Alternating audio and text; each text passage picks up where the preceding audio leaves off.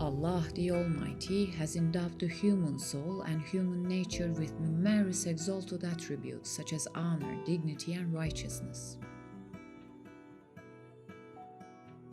And He has endowed the human soul with the potential and capacity to have the spiritual faculty of becoming a friend to Him with boundless faith in Him, with the muhabba towards Him, and with an inherent disposition to side with Him. Yet, this potential remains largely dormant. It can only be actualized through knowledge and tefekkür, through the exercise of will, earnest effort, and sincere surrender. But at the same time, in direct contrast to that, by placing also Şeytan along with all accursed traits within Nefs, Allah has instilled a heavy and intense enmity towards Himself, that is, the feeling of rancor against Him.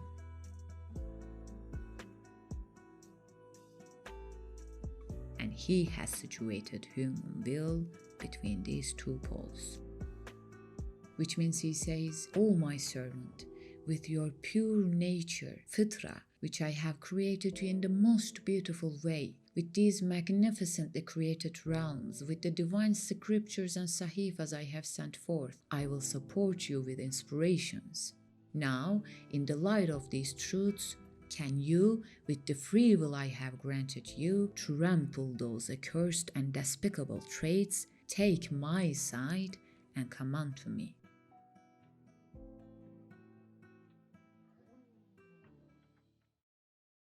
So here, humans who are unaware of this truth and do not use their free will on the side of Al-Haq, use it on the side of falsehood instead, under the seduction of their demons and their nefs. They get imbued with the attributes of Şeytan and overlay their own true attributes with those of Şeytan. They can never heed the voice of their conscience and heart. On top of that, they join forces with their demons in the enmity against the voices of their conscience and hearts, seeking to annihilate those feelings.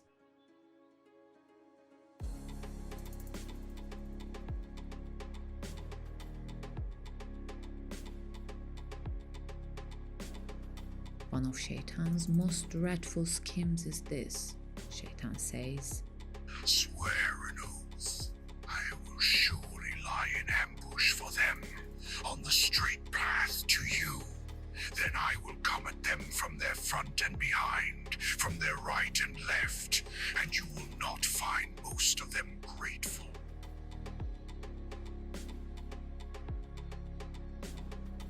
In other words, Şeytan says, "In the world you have created, I will make them live out the dreams that I dream and devise. I will lead out humans' emotions to my own dreams, and in those dreams I will make them laugh, cry, and worship themselves, and I will enrage them. I will not let them feel you. They will never be as occupied with you as they are with those dreams."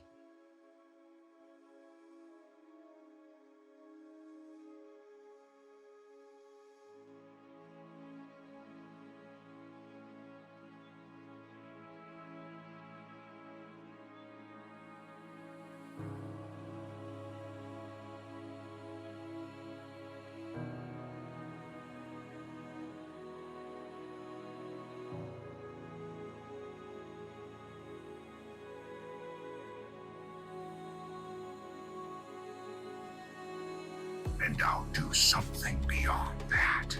I will hide myself in their emotions and lives. I'll make them deny me. They'll say Şeytan does not exist.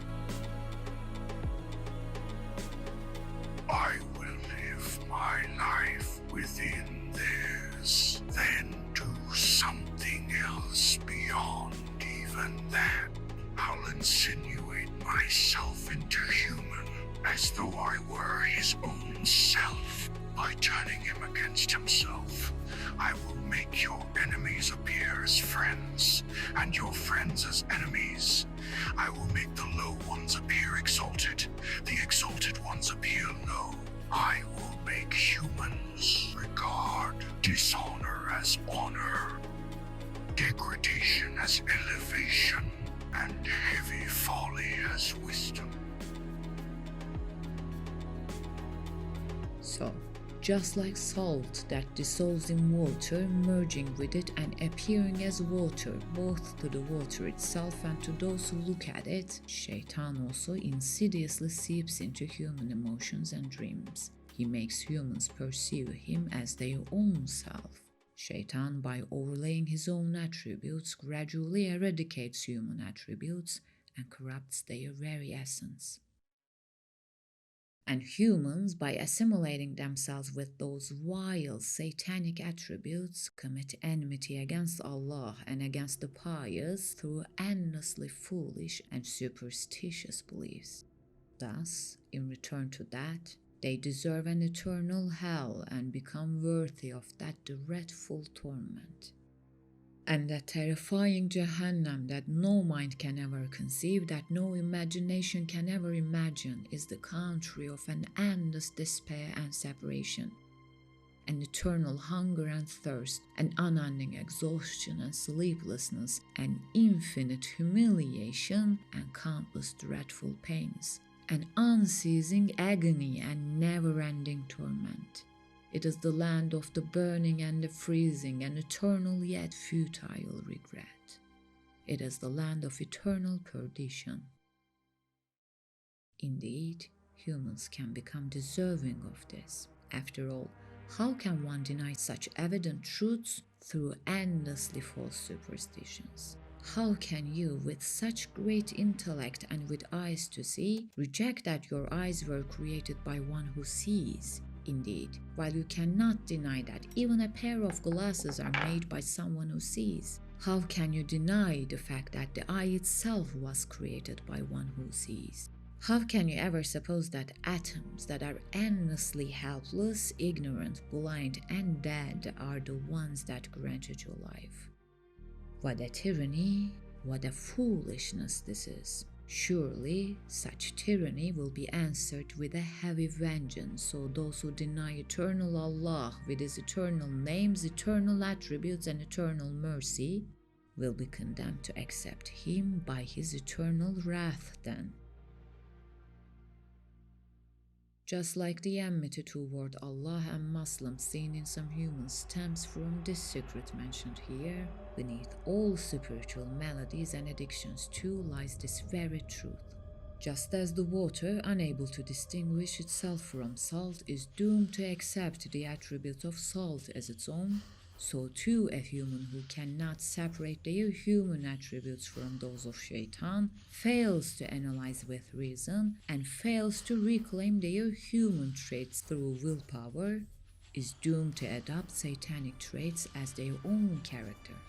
He will keep supposing that the one who dreams, who desires, who gets angry and so on is always himself. Yet it is Şeytan who brings forth the vile emotions that lie within human, saying, "This is you." By shattering a person's self-respect, Şeytan seeks to defile them with his own attributes and to demonize them. If only humankind were to truly reason and see that someone different, one who resembles them yet is never truly themselves, calls out from within and commands them to do themselves great harm. How strange that state is. Because it's literally like Şeytan comes and strikes out your eye, and when you say, "Why did you hit me?" he says, "I am not even here. It was you who did it." and makes you deny his very existence.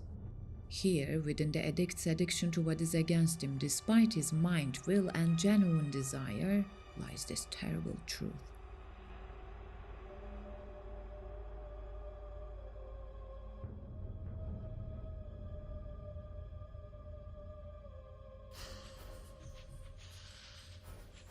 And And the only definitive cure for all these addictions and spiritual maladies is possible solely through deep contemplation of the Iman-related truths of Islam and understanding them truly.